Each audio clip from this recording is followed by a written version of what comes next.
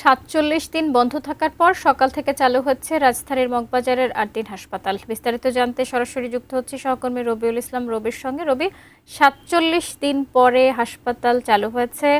আহ, আহ, রোগীর উপস্থিতি কেমন দেখতে পাচ্ছেন এবং চিকিৎসক যারা রয়েছেন তারা কি বলছেন, কর্তৃপক্ষ কি বলছেন, একটু বিস্তারিত জানাবেন।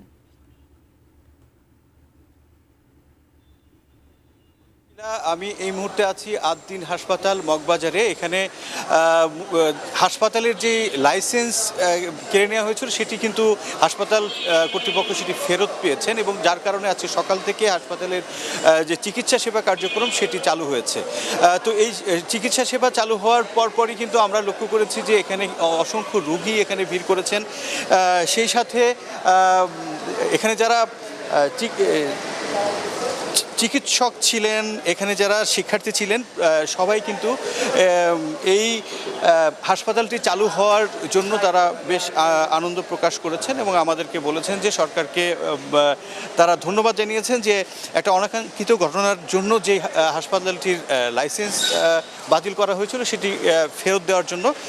এছাড়া আমরা কথা বলেছিলাম হাসপাতালের যিনি নির্বাহী পরিচালক ছিলেন, অর্থাৎ ৮ দিন ফাউন্ডেশনের যে নির্বাহী পরিচালক ও জামালুন্নেসা, ডক্টর প্রফেসর জামালুন্নেসা, উনি বলেছিলেন যে ৪৭ দিন যেই হাসপাতালটি বন্ধ ছিল সেই বন্ধের মধ্যে ওনাদের যেই চিকিৎসা কার্যক্রমের জন্য বা যে সকল ত্রুটি ছিল, সেই হাসপাতালে যে সকল ত্রুটি ছিল সেই ত্রুটিগুলো ওনারা মেরামত করেছেন এবং সামনের দিনগুলোতে যেন আরও উন্নত চিকিৎসা সেবা দেয়া যায় এবং আরও স্বল্প মূল্যে যেন রুগীদেরকে সেবা দেওয়া যায় সে বিষয়টি তারা আশ্বাস দিয়েছেন যে সামনের সেবা কার্যক্রমগুলো আরও সুন্দরভাবে তারা পরিচালনা করবেন।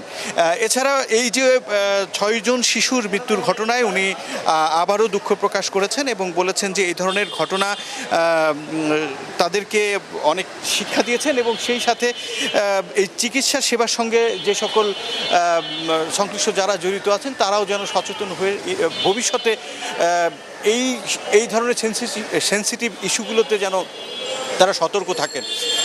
তো এই ছিল আমার কাছে ৮ দিন হাসপাতাল থেকে সর্বশেষ।